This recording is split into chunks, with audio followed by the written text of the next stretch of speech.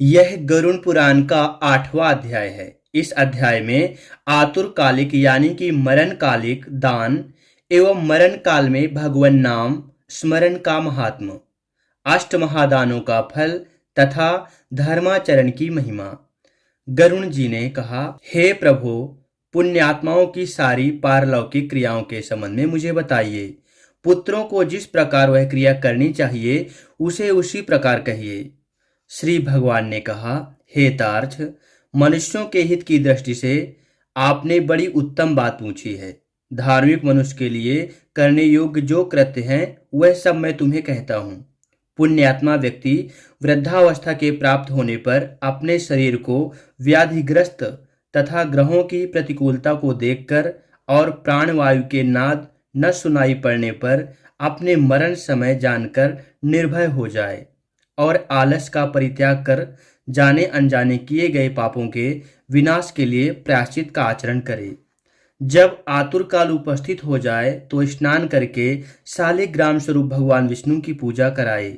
गंध, पुष्प, कुंकुम, तुलसी दल, धूप, दीप तथा बहुत से मोदक आदि नैवेद्यों को समर्पित करके भगवान की अर्चा करे और विप्रों को दक्षिणा देकर नैवेद्य का भोजन कराए तथा अष्टाक्षर अथवा द्वादशाक्षर मंत्र का जाप करे।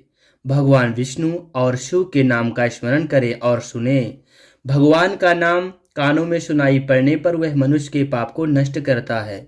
रोगी के समीप आकर बांधों को शोक नहीं करना चाहिए, प्रत्युत मेरे पवित्र नाम का बार बार स्मरण कीर्तन करना चाहिए। विद्वान व्यक्ति को मत्स्य, कूर्म, वराह, नारसिंह, वामन, परशुराम, राम, कृष्ण, बुद्ध और कल्कि, इन 10 नामों का सदा स्मरण कीर्तन करना चाहिए। जो व्यक्ति रोगी के समीप उपर्युक्त नामों का कीर्तन करते हैं वही उसके सच्चे बांधव कहे गए हैं। कृष्ण या मंगलमय नाम जिसकी वाणी से उच्चारित होता है उसके करोड़ों महापातक तत्काल भस्म हो जाते हैं। मरणासन्न अवस्था में अपने पुत्र के बहाने से नारायण नाम लेकर अजामिल भी भगवत धाम को प्राप्त हो गया, तो फिर जो श्रद्धा पूर्वक भगवान के नाम का उच्चारण करने वाले हैं उनके विषय में क्या कहना। दूषित चित्त वृत्ति वाले व्यक्ति के द्वारा भी स्मरण किए जाने पर भगवान उसके समस्त पापों को नष्ट कर देते हैं, जैसे अनिच्छा पूर्वक भी स्पर्श करने से अग्नि जलाता ही है। हे द्विज, वासना के सहित पापों का समूल विनाश करने की जितनी शक्ति भगवान के नाम में है, पातकी मनुष्य उतना पाप करने में समर्थ ही नहीं है। यमदेव अपने किंकरों से कहते हैं, हे दूतो, हमारे पास नास्तिक जनों को ले आया करो। भगवान के नाम का स्मरण करने वाले मनुष्यों को मेरे पास मत लाया करो, क्योंकि मैं स्वयं अच्युत, केशव, राम, नारायण, कृष्ण, दामोदर, वासुदेव, हरि, श्रीधर, माधव, गोपिका वल्लभ, जानकी नायक, रामचंद्र का भजन करता हूँ। हे दूतो, जो व्यक्ति हे कमल नयन, हे वासुदेव, हे विष्णु, हे धरणीधर, हे अच्युत, हे शंख चक्रपाणी, आप मेरे शरणदाता हो, ऐसा कहते हैं उन निष्पाप व्यक्तियों को तुम दूर से ही छोड़ देना। हे दूतो, जो निष्किंचन और रसज्ञ परमहंसों के द्वारा निरंतर आस्वादित भगवान मुकुंद के पादारविंद मकरंद रस से विमुख हैं, अर्थात भगवत भक्ति से विमुख हैं और नरक के मूल गृहस्थी प्रपंच में तृष्णा से बद्ध हैं, ऐसे असत पुरुषों को मेरे पास लाया करो। जिनकी जिह्वा भगवान के गुण और नाम का कीर्तन नहीं करती, चित्त भगवान के चरणार विंद का स्मरण नहीं करता, सिर एक बार भी भगवान को प्रणाम नहीं करता, ऐसे विष्णु के आराधना, उपासना आदि कृत्यों से रहित असत पुरुषों को मेरे पास ले आओ।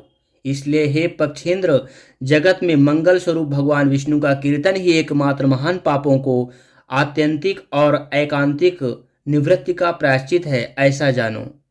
नारायण से परांगमुख रहने वाले व्यक्तियों के द्वारा किए गए प्रायश्चिताचरण भी दुर्बुद्धि प्राणी को उसी प्रकार पवित्र नहीं कर सकते जैसे मदिरा से भरे घट को गंगा जी सदृश नदियां पवित्र नहीं कर सकती। भगवान कृष्ण के नाम स्मरण से पाप नष्ट हो जाने के कारण जीव नरक को नहीं देखते और स्वप्न में भी कभी यम तथा यमदूतों को नहीं देखते। जो व्यक्ति अनंत काल में नंद नंदन भगवान श्री कृष्ण के भगवान श्री कृष्ण जिसके पीछे चलते हैं, ऐसी गाय को ब्राह्मणों को दान देता है, वह मांस, हड्डी और रक्त परिपूर्ण वैतरणी नदी में नहीं गिरता। अथवा जो मृत्यु के समय नंद नंदन इस प्रकार की वाणी भगवान नाम का उच्चारण करता है, वह पुनः मांस, अस्थि तथा रक्त से पूर्ण वैतरणी रूपी शरीर को प्राप्त नहीं करता, शरीर धारण नहीं करता, अर्थात मुक्त हो जाता है। अतः पापों के समूह को नष्ट करने वाले महाविष्णु के नाम का स्मरण करना चाहिए, अथवा गीता या विष्णु सहस्त्र नाम का पठन अथवा श्रवण करना चाहिए। एकादशी का व्रत, गीता, गंगा जल, तुलसी दल, भगवान विष्णु का चरणामृत और नाम, ये मरण काल में मुक्ति देने वाले हैं। इसके बाद घृत और सुवर्ण सहित अन्य दान का संकल्प करे। श्रोत्रिय द्विज वेद पाठी ब्राह्मण को सवत्सा गौ का दान करे। हेतार्थ, जो मनुष्य अंतकाल में थोड़ा सा या बहुत दान देता है और पुत्र उसका अनुमोदन करता है, वह दान अक्षय होता है। सपुत्र को चाहिए कि अंतकाल में सभी प्रकार का दान दिलाए। लोक में धर्मज्ञ पुरुष इसलिए पुत्र के लिए प्रार्थना करते हैं। भूमि पर स्थित आंधी आंख मूंदे हुए पिता को देखकर पुत्रों को उनके द्वारा पूर्व संचित धन के विषय में तृष्णा नहीं करनी चाहिए। सपुत्र के द्वारा दिए गए दान से जब तक उसका पिता जीवित हो तब तक और फिर मृत्यु के अनंतर आतिवाहिक शरीर से भी परलोक के मार्ग में वह दुख नहीं प्राप्त करता। आतुर काल और ग्रहण काल, इन दोनों कालों में दिए गए दान का विशेष महत्व है। इसलिए तिल आदि अष्टदान अवश्य देने चाहिए। तिल, लोहा, सोना, कपास, नमक, सप्तधान, भूमि और गौ, इनमें से एक एक का दान भी पवित्र करने वाला है। यह अष्ट महादान महापातक को नाश करने वाला है, अतः अंत काल में इसे देना चाहिए। इन दानों का जो उत्तम फल है उसे सुनो। तीनों प्रकार के पवित्र तिल मेरे पसीने से उत्पन्न हुए हैं। असुर, दानव और दैत्य तिल दान से तृप्त होते हैं। श्वेत, कृष्ण तथा कपिल भूरे वर्ण के तिल का दान वाणी, मन और शरीर द्वारा किए गए त्रिविध पापों को नष्ट कर देता है। लोहे का दान भूमि में हाथ रख कर देना चाहिए। ऐसा करने से वह जीव यम सीमा को नहीं प्राप्त होता और यम मार्ग में नहीं जाता। पाप कर्म करने वाले व्यक्तियों का निग्रह करने के लिए यम के हाथ में कुल्हाड़ी, मूसल, दंड, तलवार तथा छुरी शस्त्र के रूप में रहते हैं। यमराज के आयुधों को संतुष्ट करने के लिए लोहे का दान कहा गया है। इसलिए यमलोक में सुख देने वाले लोहे दान को करना चाहिए। उरन, श्यामसूत्र, संडामर्क, उदुम्बर, शेषंबल नामक यम के महादूत लोहे दान से सुख प्रदान करने वाले होते हैं। हेतार्थ, परम गोपनीय और दानों में उत्तम दान को सुनो, जिसके देने से भूलोक, पृथ्वी, भूवरलोक, अंतरिक्ष और स्वर्गलोक के निवासी अर्थात मनुष्य, भूत, प्रेत तथा देवगण संतुष्ट होते हैं। ब्रह्मादि देवता, ऋषिगण तथा धर्मराज के सभासद स्वर्ण दान से संतुष्ट होकर वर प्रदान करने वाले होते हैं। इसलिए प्रेत के उद्धार के लिए स्वर्ण दान करना चाहिए। हेतात, स्वर्ण का दान देने से जीव यमलोक नहीं जाता, उसे स्वर्ग की प्राप्ति होती है। बहुत काल तक वह जीव सत्यलोक में निवास करता है। तदनंतर इस लोक में रूपवान, धार्मिक, वाक्पटु, श्रीमान और अतुल पराक्रमी राजा होता है। कपास का दान देने से यमदूतों से भय नहीं होता। लवण का दान देने से यम से भय नहीं होता। लोहा, नमक, कपास, तिल और स्वर्ण के दान से यमपुर के निवासी चित्रगुप्त आदि संतुष्ट होते हैं। सप्तधान प्रदान करने से धर्मराज और यमपुर के तीनों द्वारों पर रहने वाले अन्य द्वारपाल भी प्रसन्न हो जाते हैं। धान और गेहूं, मूंग, उड़द, काकुन या कंगुनी और सातवा चना, ये सप्तधान कहे गए हैं। जो व्यक्ति गोचर्म मात्र भूमि विधान पूर्वक सत्पात्र को देता है, वह ब्रह्म हत्या के पाप से मुक्त होकर पवित्र हो जाता है। ऐसा मुनीश्वरों ने देखा है। राज्य में किया हुआ अर्थात राज्य संचालन में राजा से होने वाला महापाप न व्रतों से, न तीर्थ सेवन से और न अन्य किसी दान से नष्ट होता है, अपितु वह केवल भूमि दान से ही विलीन होता है। जो व्यक्ति ब्राह्मण को धान्य पूर्ण पृथ्वी का दान करता है, वह देवताओं और असुरों से पूजित होकर इंद्रलोक में जाता है। हे गरुण, अन्य दानों का फल अत्यल्प होता है, किंतु पृथ्वी दान का पुण्य दिन प्रतिदिन बढ़ता जाता है। भूमि का स्वामी होकर भी जो ब्राह्मण को भूमि नहीं देता, वह जन्मांतर में किसी ग्राम में एक कुटिया तक भी नहीं प्राप्त करता, और अन्य जन्मांतर में अर्थात प्रत्येक जन्म में दरिद्र होता है। भूमि का स्वामी होने के अभिमान में जो भूमि का दान नहीं करता, वह जब तक नरक में निवास करता है तब तक शेषनाग पृथ्वी को धारण करते हैं। इसलिए भूमि के स्वामी को भूमिदान करना ही चाहिए। अन्य व्यक्तियों के लिए भूमिदान के स्थान पर मैंने गोदान का विधान किया है। इसके बाद अनंत धेनु का दान करना चाहिए और रुद्र धेनु देनी चाहिए। तदनंतर ऋण धेनु देकर मोक्ष धेनु का दान करना चाहिए। हे खग, विशेष विधान पूर्वक वैतरणी धेनु का दान करना चाहिए। दान में दी गई गवें मनुष्य को विचित्र त्रिविध आधि भौतिक, आधि दैविक, आध्यात्मिक तापों तथा कायिक, वाचिक एवं मानसिक पापों से मुक्त करती हैं। बाल्यावस्था में, कुमारावस्था में, युवावस्था में, वृद्धावस्था में अथवा दूसरे जन्म में, रात में, प्रातःकाल, मध्याह्न, अपराह्न और दोनों संध्या कालों में शरीर, मन और वाणी से जो जो पाप किए गए हैं, वे सभी पाप तपस्या और सदाचार से युक्त वेदविद ब्राह्मण को उपस्कर युक्त दान सामग्री सहित सवत्सा और दूध देने वाली कपिला गौ के एक बार दान देने से नष्ट हो जाते हैं। दान में दी गई वह गौ अंतकाल में गोदान करने वाले व्यक्ति का संचित पापों से उद्धार कर देती है। स्वस्थित चित्तावस्था में दी गई एक गौ, आतुरावस्था में दी गई 100 गौ और मृत्यु काल में चित्त विवर्जित व्यक्ति के द्वारा दी गई 1000 गौ तथा मरणोत्तर काल में दी गई विधि पूर्वक 1,00,000 गौ के दान का फल बराबर ही होता है। यहाँ स्वस्थावस्था में गोदान करने का विशेष महत्व बतलाया गया है। तीर्थ में सतपात्र को दी गई एक गौ का दान 1,00,000 गोदान के तुल्य होता है। सतपात्र में दिया गया दान 1,00,000 गुना होता है। उस दान से दाता को अनंत फल प्राप्त होता है और दान लेने वाले पात्र को प्रतिग्रह दान लेने का दोष नहीं लगता। स्वाध्याय और होम करने वाला तथा दूसरे के द्वारा पकाए गए अन्न को न खाने वाला अर्थात स्वयं पाकी ब्राह्मण रत्नपूर्ण पृथ्वी का दान लेकर भी प्रतिग्रह दोष से लिप्त नहीं होता। विष और शीत को नष्ट करने वाले मंत्र और आग भी क्या दोष के भागी होते हैं। अपात्र को दी गई वह गौ दाता को नरक ले जाती है और अपात्र प्रतिग्राहिता को 101 पीढ़ी के पुरुषों के सहित नरक में गिराती है। इसलिए अपने कल्याण की इच्छा रखने वाले विद्वान व्यक्ति को अपात्र को दान नहीं देना चाहिए। एक गौ एक ही ब्राह्मण को देनी चाहिए। बहुत ब्राह्मणों को एक गौ कदापि नहीं देनी चाहिए। वह गौ यदि बेची गई अथवा बांटी गई तो 7 पीढ़ी तक के पुरुषों को जला देती है। हे खगेश्वर, मैंने तुमसे पहले वैतरणी नदी के विषय में कहा था। उसे पार करके उपायभूत वैतरणी गोदान के विषय में मैं तुमसे कहता हूँ। काले अथवा लाल रंग की गौ को सोने की सींग, चांदी के खुर और कांसे के पात्र की दोहनी के सहित 2 काले रंग के वस्त्रों से आच्छादित करे, उसके कंठ में घंटा बांधे, तब कपास के ऊपर वस्त्र सहित ताम्र पात्र को स्थापित करके वहां लोह दंड सहित सोने की यम की मूर्ति भी स्थापित करे और कांसे के पात्र में घृत रखकर यह सब ताम्र पात्र के ऊपर रखे। ईख की नाव बनाकर और रेशमी सूत्र से उसे बांधकर भूमि पर गड्ढा खोदे एवं उसमें जल भरकर वह ईख की नाव उसमें डाले। उसके समीप सूर्य की देह से उत्पन्न हुई धेनु को खड़ी करके शास्त्रीय विधि विधान के अनुसार उसके दान का संकल्प करे। ब्राह्मणों को अलंकार और वस्त्र का दान दे तथा गंध पुष्प अक्षत आदि से विधान पूर्वक गौ की पूजा करे।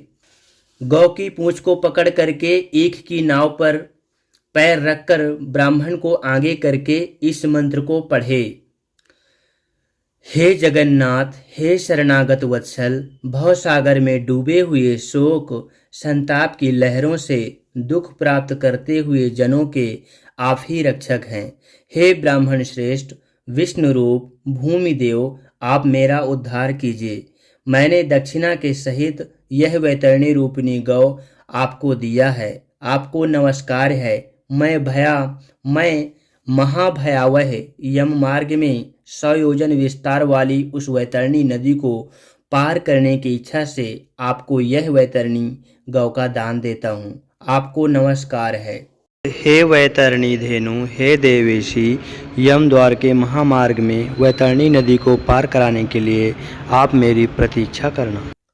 आपको नमस्कार है। मेरे आगे भी गौएं हों, मेरे पीछे भी गौएं हों, मेरे हृदय में भी गौएं हों और मैं गौओं के मध्य में निवास करूं। जो लक्ष्मी सभी प्राणियों में प्रतिष्ठित है तथा जो देवताओं में प्रतिष्ठित है, वे ही धेनु रूपा लक्ष्मी देवी मेरे पाप को नष्ट करे। इस प्रकार मंत्रों से भली भांति प्रार्थना करके हाथ जोड़कर गौ और यम की प्रदक्षिणा करके सब कुछ ब्राह्मण को प्रदान करे। हे खग, इस विधान से जो वैतरणी धेनु का दान करता है वह धर्म मार्ग से धर्मराज की सभा में जाता है। शरीर की स्वस्थावस्था में ही वैतरणी विषयक व्रत का आचरण कर लेना चाहिए और वैतरणी पार करने की इच्छा से विद्वान को वैतरणी गौ का दान करना चाहिए। हे खग, वैतरणी गौ का दान करने से महामार्ग में वह नदी नहीं आती, इसलिए सर्वदा पुण्य काल में गोदान करना चाहिए। गंगा आदि सभी तीर्थों में, ब्राह्मणों के निवास स्थान में, चंद्र और सूर्य ग्रहण काल में, संक्रांति में, अमावस्या तिथि में, उत्तरायण और दक्षिणायन में, विषुव अर्थात मेष और तुला की संक्रांति में, व्यतिपात योग में, युगादि तिथियों में तथा अन्यान्य पुण्य कालों में उत्तम गोदान देना चाहिए। जब कभी भी श्रद्धा उत्पन्न हो जाए और जब भी दान देने के लिए सुपात्र प्राप्त हो जाए, वही समय दान के लिए पुण्य काल है। क्योंकि संपत्ति अस्थिर है, शरीर नश्वर है, संपत्ति सदा रहने वाली है नहीं और मृत्यु प्रतिक्षण निकट आती जा रही है। इसलिए धर्म का संचय करना चाहिए। अपनी धन संपत्ति के अनुसार किया गया दान अनंत फल वाला होता है। इसलिए अपने कल्याण की इच्छा रखने वाले व्यक्ति को विद्वान ब्राह्मणों को दान देना चाहिए। व्यतिपात योग कौन कौन से हैं? धनिष्ठा, आर्द्रा आदि नक्षत्रों में चंद्रमा के रहने पर रविवार को पड़ने वाली अमावस्या। युगादि तिथि, युग के आरंभ की तिथि युगादि तिथि कहलाती है। सतयुग की प्रारंभिक तिथि वैशाख शुक्ल तृतीया, त्रेता की आरंभिक तिथि कार्तिक शुक्ल नवमी, द्वापर की आरंभिक तिथि भाद्रपद कृष्ण त्रयोदशी और कलयुग के आरंभ की तिथि माघ अमावस्या है। अपने हाथ से अपने कल्याण के लिए दिया गया अल्प वित्त वाला वह दान भी अक्षय होता है और उसका फल भी तत्काल प्राप्त होता है। दान रूपी पाथे को लेकर जीव परलोक के महामार्ग में सुख पूर्वक जाता है, अन्यथा दान रूपी पाथे रहित प्राणी को यम मार्ग में क्लेश प्राप्त होता है। पृथ्वी पर मनुष्य के द्वारा जो दान दिए जाते हैं, यमलोक के मार्ग में वे सभी आगे आगे उपस्थित हो जाते हैं। महान पुण्य के प्रभाव से मनुष्य जन्म प्राप्त होता है। उस मनुष्य योनि को प्राप्त कर जो व्यक्ति धर्माचरण करता है वह परम गति को प्राप्त करता है। धर्म को न जानने के कारण व्यक्ति संसार में दुख पूर्वक जन्म लेता है और मरता है। केवल धर्म के सेवन में ही मनुष्य जीवन की सफलता है। धन, पुत्र, पत्नी आदि बांधव और यह शरीर भी सब कुछ अनित्य है, इसलिए धर्माचरण करना चाहिए। जब तक मनुष्य जीता है तभी तक बंधु बांधव और पिता आदि का संबंध रहता है। मरने के अनंतर क्षण मात्र में संपूर्ण स्नेह संबंध निवृत्त हो जाता है। जीवितावस्था में अपना आत्मा ही अपना बंधु है, ऐसा बार बार विचार करना चाहिए। मरने के अनंतर कौन उसके उद्देश्य से दान देगा, ऐसा जानकर अपने हाथ से ही सब कुछ दान देना चाहिए। क्योंकि जीवन अनित्य है और बाद में अर्थात उसकी मृत्यु के पश्चात कोई भी उसके लिए दान नहीं देगा। मृत शरीर को काठ और ढेले के समान पृथ्वी पर छोड़कर बंधु बांधव विमुख होकर लौट जाते हैं। केवल धर्म ही उसका अनुगमन करता है। धन संपत्ति घर में ही छूट जाती है और सभी बंधु बांधव शमशान में छूट जाते हैं, किंतु प्राणी के द्वारा किया हुआ शुभ कर्म परलोक में उसके पीछे पीछे जाता है। शरीर आगे से जल जाता है, किंतु किया हुआ कर्म साथ में रहता है। प्राणी जो कुछ पाप अथवा पुण्य करता है उसका वह सर्वत्र भोग प्राप्त करता है। इस दुखपूर्ण संसार सागर में कोई भी किसी का बंधु नहीं है। प्राणी अपने कर्म संबंध से संसार में आता है और फल भोग से कर्म का क्षय होने पर पुनः चला जाता है, मृत्यु को प्राप्त हो जाता है। माता पिता पुत्र भाई बंधु और पत्नी आदि का परस्पर मिलन, प्याऊ पर एकत्र हुए जंतुओं के समान अथवा नदी में बहने वाले काष्ठ समूह के समान नितांत चंचल अर्थात अस्थिर है। किसके पुत्र, किसके पौत्र, किसकी भार्या और किसका धन, संसार में कोई किसी का नहीं है। इसलिए अपने हाथ से स्वयं दान देना चाहिए। जब तक धन अपने अधीन है तब तक ब्राह्मणों को दान कर दें, क्योंकि धन दूसरे के अधीन पराया हो जाने पर तो दान देने के लिए कहने का उत्साह साहस भी नहीं होगा। पूर्व जन्म में किए हुए दान का फलस्वरूप यहाँ बहुत सारा धन प्राप्त हुआ है, इसलिए ऐसा जानकर धर्म के लिए धन देना चाहिए। धर्म से अर्थ की प्राप्ति होती है, धर्म से काम की प्राप्ति होती है और धर्म से ही मोक्ष की प्राप्ति भी होती है। इसलिए धर्माचरण करना चाहिए। धर्म श्रद्धा से धारण किया जाता है, बहुत सी धनराशि से नहीं। आकिंचन मुनिगण भी श्रद्धावान होकर स्वर्ग को प्राप्त हुए हैं। जो मनुष्य पत्र पुष्प फल अथवा जल मुझे भक्ति भाव से समर्पित करता है, उस संयतात्मा के द्वारा भक्ति पूर्वक दिए गए पदार्थों को मैं प्राप्त करता हूँ। इसलिए विधि विधान पूर्वक अवश्य ही दान देना चाहिए। थोड़ा हो या अधिक, इसकी कोई गणना नहीं करनी चाहिए। जो पुत्र पृथ्वी पर पड़े हुए आतुर पिता के द्वारा दान दिलाता है, वह धर्मात्मा पुत्र देवताओं के लिए भी पूजनीय होता है। माता पिता के निमित्त जो धन पुत्र के द्वारा सत्पात्र को समर्पित किया जाता है, उससे पुत्र पौत्र और प्रपौत्र के साथ वह व्यक्ति स्वयं भी पवित्र हो जाता है। पिता के उद्देश्य से किए गए दान से 100 गुना, माता के उद्देश्य से किए गए दान से 1000 गुना, बहन के उद्देश्य से किए गए दान से 10,000 गुना और सहोदर भाई के निमित्त किए गए दान से अनंत गुना पुण्य प्राप्त होता है। दान देने वाला उपद्रवग्रस्त नहीं होता, उसे नरक यातना नहीं प्राप्त होती और मृत्यु काल में उसे यमदूतों से भी कोई भय नहीं होता। हे खग, यदि कोई व्यक्ति लोभ से आतुर काल में दान नहीं देते, वे कंजूस पापी प्राणी मरने के अनंतर शोक मग्न होते हैं। आतुर काल में आतुर के उद्देश्य जो पुत्र पौत्र सहोदर भाई सगोत्री और सुहज्जन दान नहीं देते, वे ब्रह्म हत्यारे हैं, इसमें संशय नहीं। इस प्रकार गरुड़ पुराण के अंतर्गत सारोद्धार में आतुर दान निरूपण नामक 8वां अध्याय पूरा हुआ। इति गरुड़ पुराणे सारोद्धारे आतुर दान निरूपणो नाम 8मो अध्यायः।